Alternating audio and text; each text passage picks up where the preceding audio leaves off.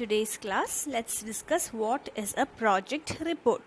അപ്പോൾ കഴിഞ്ഞ ക്ലാസ്സിൽ നമ്മൾ different types of classification of projects ആണ് ഡിസ്കസ് ചെയ്തത്. ഈ ക്ലാസ്സിൽ നമുക്ക് പ്രോജക്റ്റ് റിപ്പോർട്ട് എന്താണ് എന്ന്, what are the contents of a project report and what is it's importance എന്നൊക്കെ നമുക്ക് നോക്കാം. സോ പ്രോജക്റ്റ് റിപ്പോർട്ട് എന്ന് പറഞ്ഞാൽ it is A detailed report about A particular project അല്ലേ. ഒരു റിലയബിൾ ഡേറ്റ എല്ലാം ഇൻക്ലൂഡ് ചെയ്യുന്ന ഒരു detailed report of a project is known as project report. അതൊരു റിട്ടൺ ഡോക്യുമെൻ്റ് ആണ്. Various activities that are to be undertaken to complete a project are included in it. അപ്പോൾ ഒരു project work നമ്മൾ ഏറ്റെടുക്കുമ്പോൾ അതിൻ്റെ ടെക്നിക്കൽ സൈഡ്, അതിൻ്റെ financial aspects, economic overview, അതിൻ്റെ social viabilities, ഇതെല്ലാം നമ്മൾ കൺസിഡർ ചെയ്യേണ്ടതായിട്ടുണ്ട്. അപ്പോൾ ഈ ഡീറ്റെയിൽസ് എല്ലാം റെക്കോർഡ് ചെയ്തുകൊണ്ടുള്ള ഒരു റിട്ടൺ ഡോക്യുമെൻറ്റിനെയാണ് നമ്മൾ പ്രോജക്റ്റ് റിപ്പോർട്ട് എന്ന് പറയുന്നത്. So it is defined as a report which provides all the necessary details of the unit proposed to be established. ഞാൻ പറഞ്ഞു, ഒരു പ്രോജക്റ്റ് വർക്ക് നമ്മൾ ക്യാരി ഔട്ട് ചെയ്യുന്ന either to develop something new അല്ലെങ്കിൽ to find a solution to a particular problem. അപ്പോൾ ഈ രണ്ട് കാര്യത്തിന് വേണ്ടിയിട്ടാണെങ്കിലും എന്തൊക്കെ ആക്ടിവിറ്റീസാണ് ആ ഒരു പെർട്ടിക്കുലർ പേർപ്പസിന് വേണ്ടി ക്യാരി ഔട്ട് ചെയ്യേണ്ടത്, അതിൻ്റെ ഡീറ്റെയിൽസ് കൊടുക്കുന്ന ഒരു റിപ്പോർട്ടിനെയാണ് നമ്മൾ പ്രോജക്റ്റ് റിപ്പോർട്ട് എന്ന് പറയുന്നത്. So before we finalise the project report, നമ്മൾ ആദ്യം ഒരു pre feasibility report will be prepared. അത് പ്രിപ്പയർ ചെയ്ത ശേഷമാണ് ഒരു ഡീറ്റെയിൽഡ് പ്രോജക്റ്റ് റിപ്പോർട്ട് നമ്മൾ പ്രിപ്പയർ ചെയ്യുന്നത്. So what is pre feasibility report? Pre feasibility report എന്ന് പറയുമ്പോഴത്തേക്കും it is prepared before taking an investment decision and covers only what and why of various aspects. അപ്പോൾ നമുക്കിപ്പോൾ ഒരു പ്രോജക്റ്റ് ആയിരിക്കില്ല നമ്മുടെ മുമ്പിലിരിക്കുന്നത്. We can choose from different projects. അപ്പോൾ ഓരോ പ്രോജക്റ്റും എന്താണ്, അപ്പോൾ what is that project about and why do we need to undertake this project. അപ്പം ഈ വാട്ട് ആൻഡ് വൈ എന്ന് പറയുന്ന ക്വസ്റ്റ്യൻസിന് ആൻസേഴ്സ് ഇൻക്ലൂഡ് ചെയ്തുകൊണ്ട് നമ്മൾ പല പ്രോജക്ട്സും പുട്ട് ഫോർവേഡ് ചെയ്യുമ്പോൾ അപ്പോൾ പ്രിപ്പയർ ചെയ്യുന്ന റിപ്പോർട്ടാണ് പ്രീ ഫീസിബിലിറ്റി റിപ്പോർട്ട് എന്ന് പറയുന്നത്. അപ്പോൾ ഈ പ്രീ ഫീസിബിലിറ്റി റിപ്പോർട്ട് നോക്കിയ ശേഷമാണ് ഇൻവെസ്റ്റ് ചെയ്യണോ വേണ്ടയോ, ഒരു പെർട്ടിക്കുലർ പ്രോജക്റ്റിൽ ഇൻവെസ്റ്റ് ചെയ്യണോ വേണ്ടയോ, അല്ലെങ്കിൽ നമ്മുടെ മുമ്പിലുള്ള പ്രോജക്ട്സിൽ ഏറ്റവും സ്യൂട്ടബിൾ ആയിട്ടുള്ള പ്രോജക്റ്റായിട്ട് നമുക്ക് ഏതാണോ ഫീൽ ചെയ്യുന്നത് അതിൽ ഇൻവെസ്റ്റ് ചെയ്യാം എന്ന് നമ്മൾ ഡിസൈഡ് ചെയ്യുന്നത്. So once you have prepared the pre feasibility report and made an investment decision, then you are going to prepare the DPR, which stands for Detailed Project Report. അപ്പോൾ from a lot of projects നമ്മൾ ഒരു particular പ്രോജക്റ്റിനെ choose ചെയ്ത് കഴിഞ്ഞ ശേഷം ആ choose ചെയ്ത പ്രോജക്റ്റിനെ പറ്റി നമ്മൾ പല ആസ്പെക്ട്സ് സ്റ്റഡി ചെയ്ത് പ്രിപ്പയർ ചെയ്യുന്ന ഒരു റിട്ടൺ ഡോക്യുമെൻ്റ് ആണ്. അപ്പം in that report we will answer questions such as what, why, when, where, how. ഈ ക്വസ്റ്റ്യൻസിനെല്ലാം നമ്മൾ ആൻസർ കണ്ടുപിടിക്കുക. എന്താണ് നമ്മൾ പ്രോജക്റ്റ് ചെയ്യാനായിട്ട് പോകുന്നത്, എന്തുകൊണ്ട് നമ്മൾ ഈ പ്രോജക്റ്റ് ചെയ്യാൻ പോകുന്നു, വൈ, എവിടെ വെച്ചാണ് നമ്മൾ ചെയ്യാൻ പോകുന്നത്, വേർ, എപ്പോഴത്തേക്കും നമ്മളിത് കംപ്ലീറ്റ് ചെയ്യണം, വെൻ, എങ്ങനെയൊക്കെയാണ് നമ്മളിത് കംപ്ലീറ്റ് ചെയ്യാൻ പോകുന്നത്, എന്തൊക്കെ ആക്ടിവിറ്റീസാണ് റിക്വയർഡ്, ഹൗ. അപ്പോൾ ഈ ക്വസ്റ്റ്യൻസിനെല്ലാം ആൻസർ ചെയ്തുകൊണ്ട് പ്രിപ്പയർ ചെയ്യുന്ന ഒരു റിപ്പോർട്ടാണ് ഡീറ്റെയിൽഡ് പ്രോജക്റ്റ് റിപ്പോർട്ട് എന്ന് പറയുന്നത്. അപ്പോൾ let's see what is the importance of a project report. Project report പ്രധാനമായിട്ട് രണ്ട് കാര്യങ്ങൾക്കാണ് യൂസ് ചെയ്യുന്നത്. Serves two functions. അപ്പോൾ first one, it serves as a road map describing the direction of the enterprise, its goal and how to achieve them. അപ്പോൾ first അത് ചെയ്യുന്നതെന്ന് വെച്ച് കഴിഞ്ഞാൽ നമുക്കൊരു കംപ്ലീറ്റ് ഐഡിയ തരുന്നുണ്ട് നമ്മുടെ പ്രോജക്റ്റിൻ്റെ ഒബ്ജക്റ്റീവ് അല്ലെങ്കിൽ ഗോൾ എങ്ങനെയാണ്, ആ ഗോൾ വരെ എത്തിച്ചേരാനായിട്ടുള്ള വഴികൾ ഏതൊക്കെയാണ്. So it's giving a road map to fulfil the objectives or goals of the project. ഇനി നമുക്കൊരു പ്രോജക്റ്റ് വർക്ക് സ്റ്റാർട്ട് ചെയ്യണമെന്നുണ്ടെങ്കിൽ നമുക്ക് ആവശ്യത്തിന് ഫണ്ട്സ് കിട്ടിയേ പറ്റത്തുള്ളൂ. അപ്പോൾ ഈ ഫണ്ട്സ് നമുക്ക് എവിടെ നിന്ന് എടുക്കാം? ഫിനാൻഷ്യൽ ഇൻസ്റ്റിറ്റ്യൂഷൻസിൽ നിന്നും ലോണായിട്ട് എടുക്കുക. അപ്പോൾ വി നീഡ് സം ഇൻവെസ്റ്റേഴ്സ്. അപ്പോൾ ഈ ഇൻവെസ്റ്റേഴ്സിനെ അട്രാക്റ്റ് ചെയ്യാൻ അല്ലെങ്കിൽ ലെൻഡേഴ്സിനെ അട്രാക്റ്റ് ചെയ്യാനായിട്ട് നമുക്കൊരു സൗണ്ടായിട്ടുള്ള പ്രോജക്റ്റ് റിപ്പോർട്ട് വേണം. അതായത് നമ്മൾ ഒരാളെ അപ്രോച്ച് ചെയ്ത് ഫണ്ട്സ് ഡിമാൻഡ് അല്ലെങ്കിൽ റിക്വസ്റ്റ് ചെയ്യുന്ന സമയത്ത് നമ്മൾ അവർക്ക് കൺവിൻസിങ് ആയിട്ടുള്ളൊരു റിപ്പോർട്ട് പുട്ട് ഫോർവേഡ് ചെയ്താൽ മാത്രമേ അവർ നമ്മൾക്ക് പൈസ തരാൻ വില്ലിങ് ആകത്തുള്ളൂ. സോ അതിന് വേണ്ടിയായിട്ടും ഈ ഒരു പ്രോജക്റ്റ് റിപ്പോർട്ട് ഇമ്പോർട്ടൻ്റ് ആണ്. അപ്പോൾ 2 മെയിൻ ഫങ്ഷൻസ് ആണ്. First, for everyone to get a general idea regarding the roadmap of the project, what are its goals, objectives, how are we going to achieve it. Second one, we need to attract the lenders and the investors so that we can raise sufficient funds. അപ്പോൾ അതിന് വേണ്ടിയായിട്ട് നമ്മൾ പ്രോജക്റ്റിൻ്റെ soundness of its production, marketing, അങ്ങനെ related aspects എല്ലാം അതിൽ mention ചെയ്യേണ്ടതായിട്ടുണ്ട്. ഇനി ഇതല്ലാതെ various points that show the importance of a project report ഇതൊക്കെയാണ്.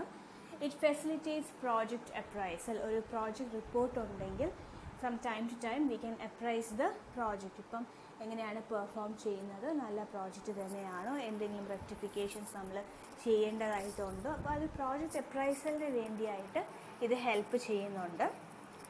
ദെൻ പ്രോജക്റ്റ് റിപ്പോർട്ട് പ്രിപ്പയർ ചെയ്യുമ്പോൾ നമ്മൾ ടോട്ടൽ നമ്മുടെ കയ്യിൽ റിസോഴ്സസ് എത്രയുണ്ട്, അതിൽ ഹ്യൂമൻ റിസോഴ്സസ് ആയിരിക്കാം, ഫിനാൻഷ്യൽ റിസോഴ്സസ് ആയിരിക്കാം, അങ്ങനെ പല രീതിയിലായിരിക്കാം. അപ്പോൾ ഈ ഓരോ ആക്ടിവിറ്റീസിനും എന്തുമാത്രം റിസോഴ്സസ് അലൊക്കേറ്റ് ചെയ്യാനായിട്ട് നമുക്ക് പറ്റും എന്ന് ഡിസൈഡ് ചെയ്തുകൊണ്ട് നമ്മളത് റിപ്പോർട്ടിൽ കാണിക്കുന്നുണ്ട്. So we get A idea about the allocation of resources in various activities. Third one, it facilitates the sanction of various government assistance, subsidies, etc. Government തന്നെ വേരിയസ് സബ്സിഡീസും ഇൻസെൻറ്റീവ്സും ഒക്കെ ഓഫർ ചെയ്യുന്നുണ്ട്. പ്രധാനമായിട്ടും ബാക്ക്വേർഡ് ഏരിയാസിലൊക്കെയാണ് ബിസിനസ് സ്റ്റാർട്ട് ചെയ്യുന്നതെങ്കിൽ അങ്ങനത്തെ areas, അല്ലെങ്കിൽ women entrepreneurs business start ചെയ്യാണ്, അല്ലെങ്കിൽ ഒരു SSI യൂണിറ്റ് ആണ്. അപ്പോൾ ഇങ്ങനത്തെ യൂണിറ്റ്സിനൊക്കെ ഗവൺമെൻറ് ഒരു അസിസ്റ്റൻസ് ഓഫർ ചെയ്യുന്നുണ്ട്. ഇതിനൊക്കെ നമുക്ക് അപ്ലൈ ചെയ്യുന്ന സമയത്ത് വി ഹാവ് ടു ഷോ ആ പ്രോജക്റ്റ് റിപ്പോർട്ട്. അപ്പോൾ in order to avail for incentives and subsidies given by the government, you need a project report. Next one, you want to raise funds for your project. അപ്പോൾ loan നമ്മൾ എടുക്കാൻ പോകുമ്പോഴത്തേക്കും financial ഇൻസ്റ്റിറ്റ്യൂഷൻസിനെ convince ചെയ്യുന്നത് project report കൊടുത്തിട്ടാണ്. നമ്മുടെ project അല്ലെങ്കിൽ നമ്മുടെ ബിസിനസ്സിനെ പറ്റി കംപ്ലീറ്റ് ഐഡിയ അവർക്ക് കിട്ടുന്നത് ഈ ഒരു പ്രോജക്റ്റ് റിപ്പോർട്ടിൽ നിന്നും ആണ്. ഇനി ഇത് അല്ല, നമുക്ക് പ്രിലിമിനറി ആയിട്ടുള്ള ലൈസൻസ് വേണം, സാങ്ഷൻസ് വേണം, പെർമിഷൻസ് ഒക്കെ എടുക്കണം. ഇപ്പോൾ റോ മെറ്റീരിയൽസ് ഇമ്പോർട്ട് ചെയ്യാനായിട്ടാണെങ്കിലും അല്ലെങ്കിലും പവർ കണക്ഷൻ എടുക്കാനായിട്ടാണെങ്കിലും നമ്മുടെ ബിസിനസ്സിൽ ഇതിനൊക്കെ നമുക്ക് ആപ്ലിക്കേഷൻസ് കൊടുക്കുന്ന സമയത്ത് പ്രോജക്റ്റ് റിപ്പോർട്ടും കൂടെ കൊടുക്കേണ്ടതായിട്ടുണ്ട്. So in order to get power connection, in order to get your raw materials, in order to get the licences and sanctions required, you need a well prepared project report. It gives a complete analysis of the input and output of the project. അപ്പം എന്തുമാത്രം നമ്മൾ inputs ആയിട്ട് കൊടുക്കണം, raw materials എവിടെ നിന്നൊക്കെയാണ്, raw മെറ്റീരിയൽസിൻ്റെ cost എത്രയാണ്, ഏത് ക്വാളിറ്റിയിലുള്ള raw materials വേണം, uninterrupted സപ്ലൈക്ക് നമ്മൾ ആരുടെ കയ്യിൽ നിന്നാണ് റോ മെറ്റീരിയൽ എടുക്കാനായിട്ട് ഉദ്ദേശിക്കുന്നത്, ഇനി ഗവൺമെൻറ് ആയിട്ട് തന്നെ എന്തെങ്കിലും കോട്ട സെറ്റ് ചെയ്ത് നമുക്ക് റോ മെറ്റീരിയൽസ് തരുന്നുണ്ടോ. അപ്പോൾ അങ്ങനത്തെ കാര്യങ്ങളെല്ലാം നമ്മൾ ഇതിൻ്റെ അകത്ത് മെൻഷൻ ചെയ്യുന്നുണ്ട്. അതുപോലെ output of the project, what is your final output going to be, what is the end result of your project.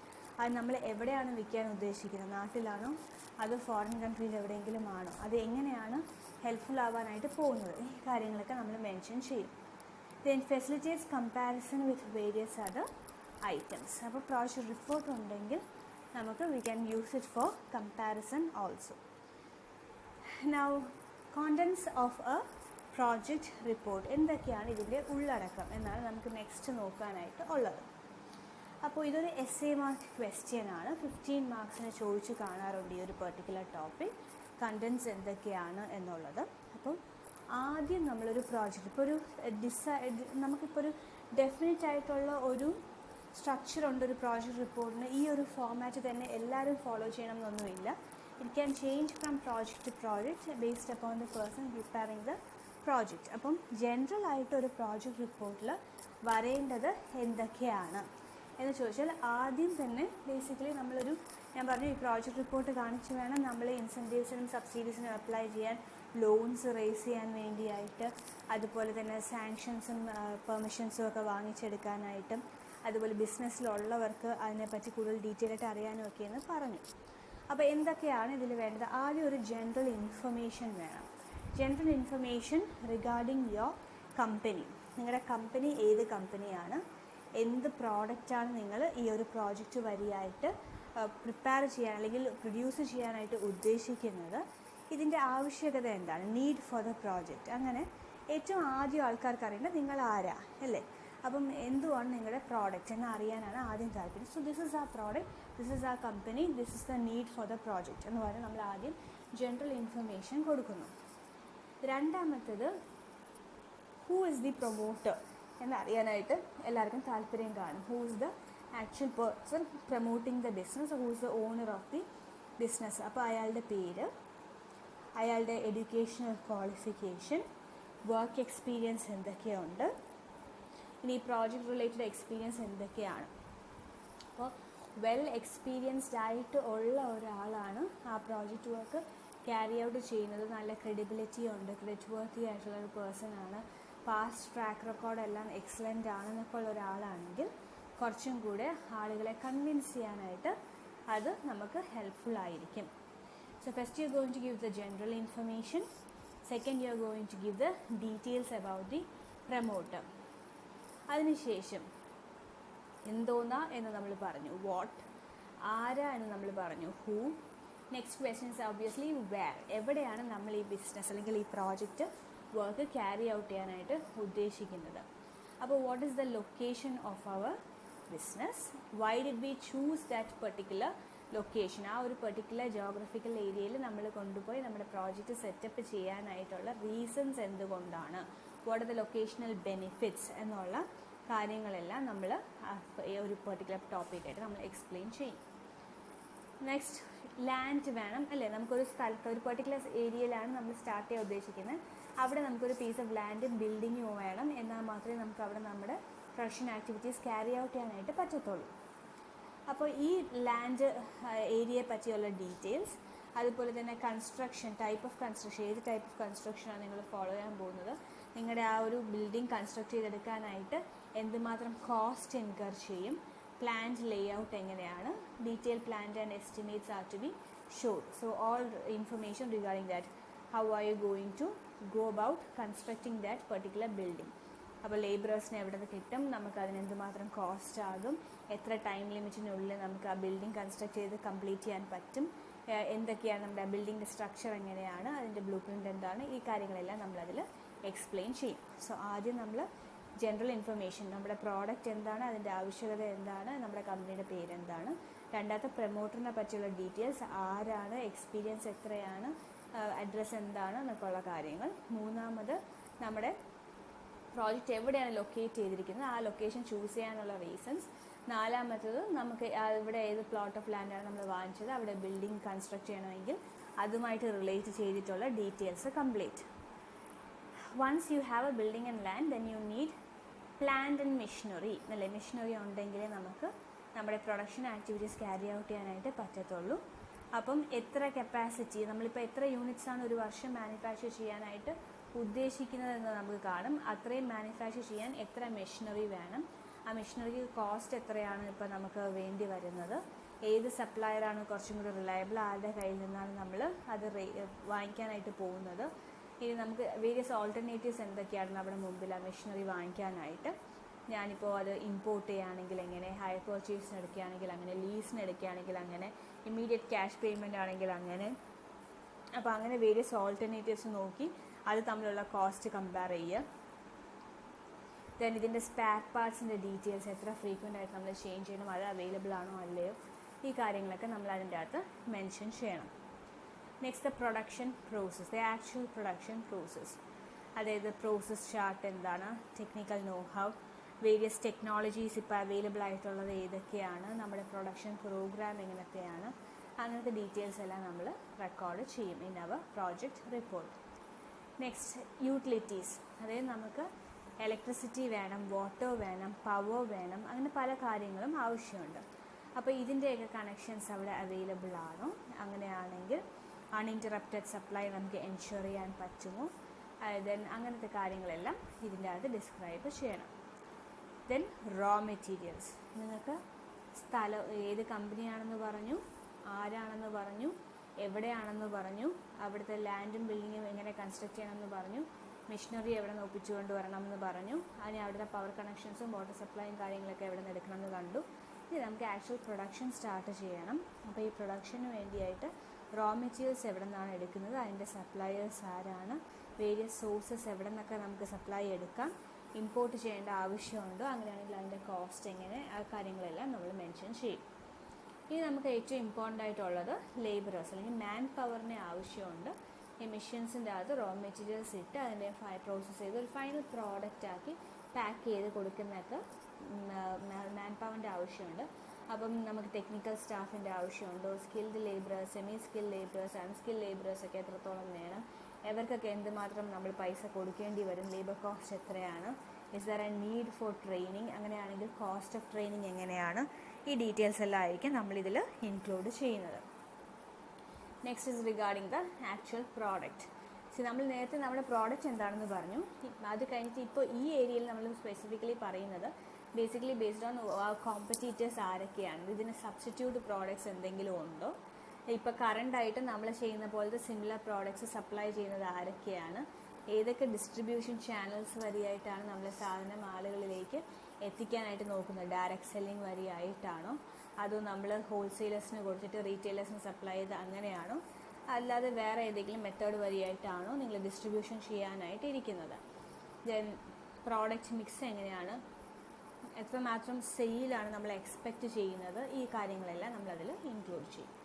Then will include details about the market, that is distribution of market as local, national, international trade practices, demand and supply position etcetera. അപ്പോൾ നമുക്ക് എന്തുമാത്രം prospect ഉണ്ട്, future prospect for growth എത്രയാണെന്ന് അറിയാൻ വേണ്ടിയിട്ടാണ് മാർക്കറ്റിൽ നമ്മുടെ പ്രോഡക്റ്റിന് എന്തുമാത്രം മാർക്കറ്റ് ഷെയർ ക്യാപ്ചർ ചെയ്യാൻ പറ്റും. അതിപ്പോൾ നമ്മൾ ലോക്കലായിട്ടാണെങ്കിൽ നമ്മൾ ഇൻ്റർനാഷണൽ ലെവലിലോട്ട് മൂവ് ചെയ്യുകയാണെങ്കിൽ അങ്ങനെ പല ആസ്പെക്ട്സും നമ്മൾ മാർക്കറ്റ് സ്റ്റഡി കണ്ടക്ട് ചെയ്തിട്ട് നടത്തുന്നതാണ്. Then requirements of working capital, we need funds, അല്ലെ ഡേ ടു ഡേ റണ്ണിങ്ങിന് വേണ്ടി ആവശ്യമുള്ള ഫണ്ട്സിന് നമ്മൾ പറയുന്ന പേരാണ് വർക്കിംഗ് ക്യാപിറ്റൽ.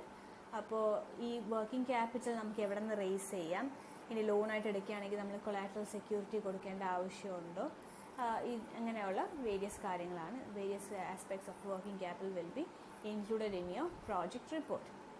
ലാസ്റ്റ് വൺ നിങ്ങളുടെ പ്രോഡക്റ്റിൻ്റെ മൊത്തം കോസ്റ്റ് ബ്രേക്കപ്പാണ്. ലാൻഡിന് എത്ര, ബിൽഡിങ്ങിന് എത്ര, മെഷീനറിക്ക് എത്ര, അല്ലാത്ത കോസ്റ്റിന് എത്ര, പ്രിലിമിനറി എക്സ്പെൻസ് എത്ര എന്നൊക്കെ പറഞ്ഞ് ടോട്ടൽ നമുക്ക് ആവശ്യമുള്ള ഫണ്ട്സ് ഇത്രയുമാണ്. അപ്പം ഇത്രയും കാര്യങ്ങൾ ഇൻക്ലൂഡ് ചെയ്ത് കഴിയുമ്പോഴത്തേക്കും നമ്മുടെ പ്രോജക്റ്റിനെ പറ്റിയുള്ളൊരു ഡീറ്റെയിൽഡ് ഐഡിയ വായിക്കുന്ന ആൾക്ക് കിട്ടും. എന്നിട്ടാണ് അവർ ഇൻവെസ്റ്റ് ചെയ്യണോ വേണ്ടയോ, നമുക്ക് ലോൺ തരണോ വേണ്ടയോ, ലൈസൻസ് തരണോ വേണ്ടയോ, ഇൻസെൻറ്റീവ്സും സബ്സിഡീസും തരണോ വേണ്ടയോ എന്നൊക്കെ ഡിസൈഡ് ചെയ്യുന്നത്. So these are the contents of a project report. അപ്പോൾ ഇത്രയുമാണ് നമുക്ക് ഇന്നത്തെ ക്ലാസ്സിൽ ഡിസ്കസ് ചെയ്യാനായിട്ടുള്ളത്. We discuss all the aspects in connection with a project report. Last ക്ലാസ്സിൽ നമ്മൾ types of classification of a project ആണ് കൂടുതലും ഡിസ്കസ് ചെയ്തത്. അതിനു മുമ്പ് നമ്മൾ പ്രോജക്റ്റുമായിട്ട് റിലേറ്റ് ചെയ്ത് അതിൻ്റെ ഡെഫിനിഷൻ, മീനിങ്, ക്യാരക്ടറിസ്റ്റിക്സ് ഒക്കെയാണ് ഡിസ്കസ് ചെയ്തത്. അപ്പോൾ നെക്സ്റ്റ് വീക്ക് ഒരു 2 സെഷൻസും കൂടെ കഴിയുമ്പോഴത്തേക്കും ഈ മൊഡ്യൂൾ നമുക്ക് കംപ്ലീറ്റ് ചെയ്യാനായിട്ട് പറ്റും. ഓക്കെ, അപ്പോൾ താങ്ക് യു. ഇത്രയും ക്ലിയർ ആണെന്ന് വിചാരിക്കുന്നു. അപ്പോൾ നമുക്ക് ഇന്നത്തേക്ക് ഇത്ര മതി. Thank you.